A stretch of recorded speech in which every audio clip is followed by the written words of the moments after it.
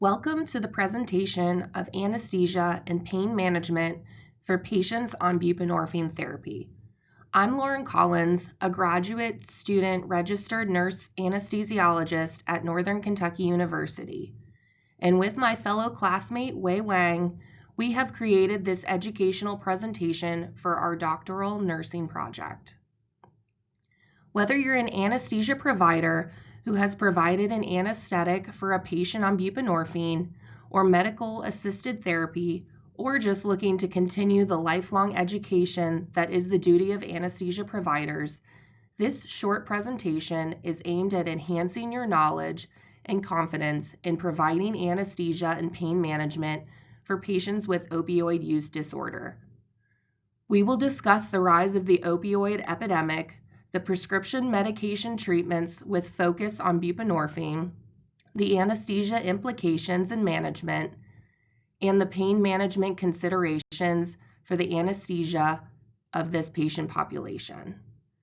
At the end of the presentation, please take a minute to complete the post survey via the QR code that is provided. Buprenorphine is a mixed opioid agonist-antagonist medication used to treat opioid use disorder, or OUD, and is often formulated with naloxone or Suboxone to prevent abuse. The pharmacological actions of buprenorphine include partial agonism at mu opioid receptors, which uniquely provides equivalent analgesia to that of full mu opioid agonists. In addition, its antagonist properties provide a high binding affinity for delta and kappa receptors. This means that some mu opioid receptors are left available for full agonist opioids. As we know, OUD is a chronic disease that affects millions of Americans, with opioid-related overdoses being one of the leading causes of preventable mortality. Opioid-related overdoses claim approximately 115 lives each day. According to the CDC, in 2021, there were 106,699 drug overdose deaths in the United States, with 75.4% of those deaths involving opioids. Medication-assisted therapy, or MAT, is a treatment option to reduce morbidity and mortality, which involves replacing an opioid with a longer-acting but less euphoric and addicting opioid. The lack of euphoria, addiction, and respiratory depression that are side effects of classic opioids are limited with buprenorphine, possibly because of its unique role in mediating analgesic signaling at the spinal opioid receptors and less action on the brain receptors. As a solution to OUD, the prescription of buprenorphine has gained significant traction, especially since 2016 when the U.S. Department of Health and Human Services expanded its availability for eligible practitioners. The FDA has approved several formulations of buprenorphine for treatment of OUD that include sublingual, injectable, and implantable, as well as treatment of chronic pain that includes buccal and transdermal formulations. This figure illustrates the age distribution of patients who were prescribed buprenorphine therapy in the United States between 2009 and 2018. The buprenorphine use per 1,000 population increased in all age groups except the 15 to 24 years age group. This data serves as a testament to the increasing adoption of buprenorphine as a treatment option for OUD. Now let's look at the local statistics to see the effects of OUD and MAT. In Kentucky, there has been a noteworthy decline of over 10% in high-dose opioid analgesic prescribing from 2012 to 2017.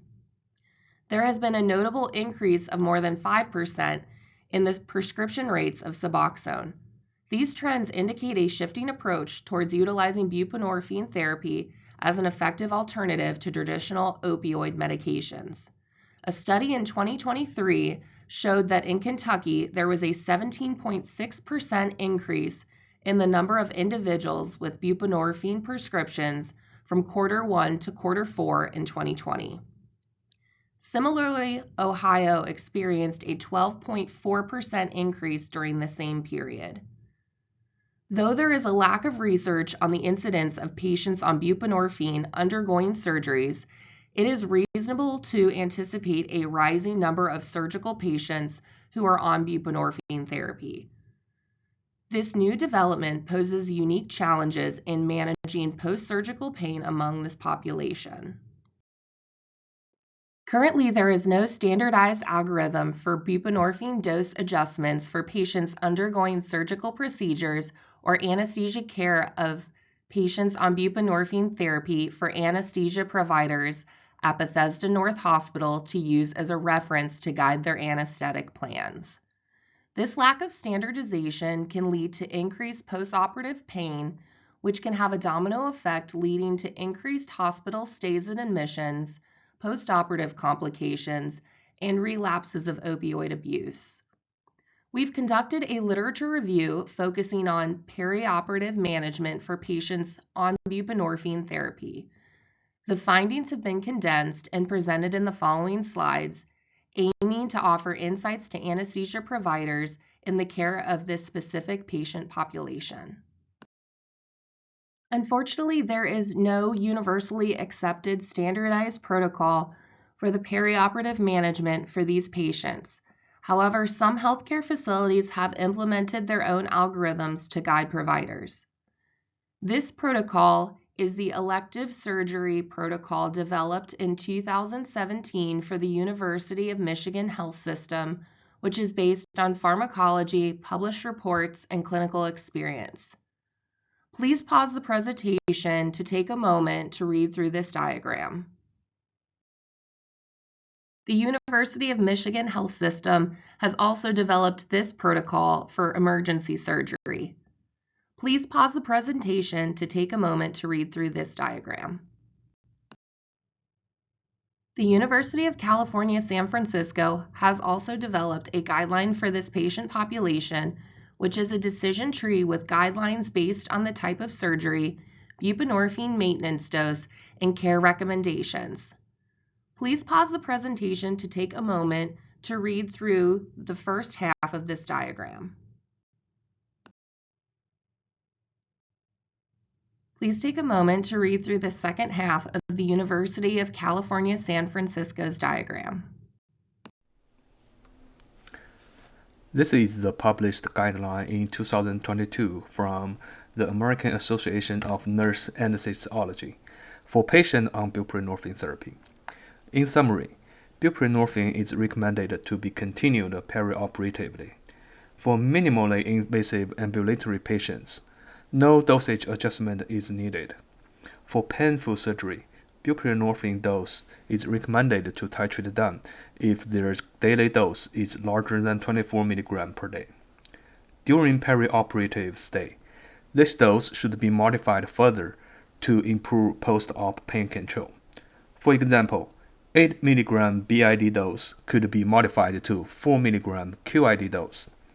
Besides, multimodal pain management is also recommended perioperatively, including Tylenol, pregabalin, gabapentin, celecoxib, and rombaxin. Regional anesthesia should also be considered if possible. Intraoperative management could be achieved by adding dextran, magnesium, ketamine, Precedex, Toradol, and high-dose opioid if needed. Patients should continue scheduled multimodal pain management after the surgery and resume their buprenorphine therapy as soon as possible. Please pause the presentation to take a moment to read through this diagram.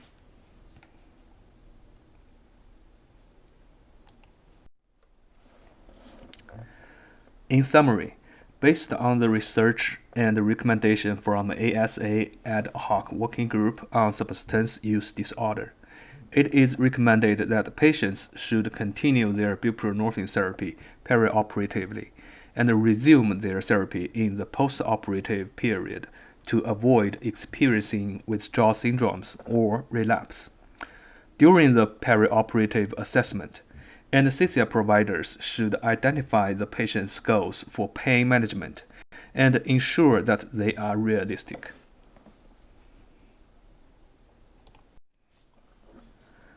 A multidisciplinary collaborative approach must be utilized to determine the patient-specific buprenorphine dose adjustment with the prescribing providers, the patient, the surgeons, and the anesthesia providers.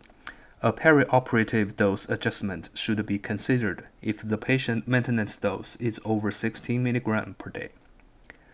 During the perioperative assessment, the anesthesia providers must discuss realistic pain management goals with the patients and confirm the maintenance dose and dosage adjustments that were made prior to the day of surgery.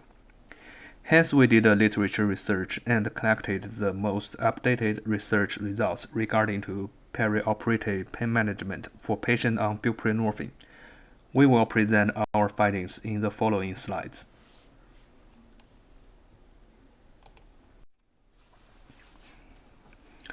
Those patients usually present with a variety of pain management considerations. Some patients may not want opioids for pain control as they fear this may increase the risk for relapse. This request should be discussed in the preoperative interview, and the feasibility is often depends on the type of procedure and the patient's tolerance to the pain. Multimodal pain management is best suited for those patients. Regional pain management techniques should be considered when not contraindicated. It is often thought that narcotics should be avoided in this patient population due to the pharmacologic mechanism of buprenorphine. However, receptor availability studies have shown that the low buprenorphine maintenance dose still provides substantial mu-opioid receptor availability. Patients on an appropriate dose of buprenorphine allows for effective binding of perioperative full mu agonists. Hence, when severe pain is anticipated with the surgical procedure, narcotic opioids with high binding affinity should still be considered for breaking through pain.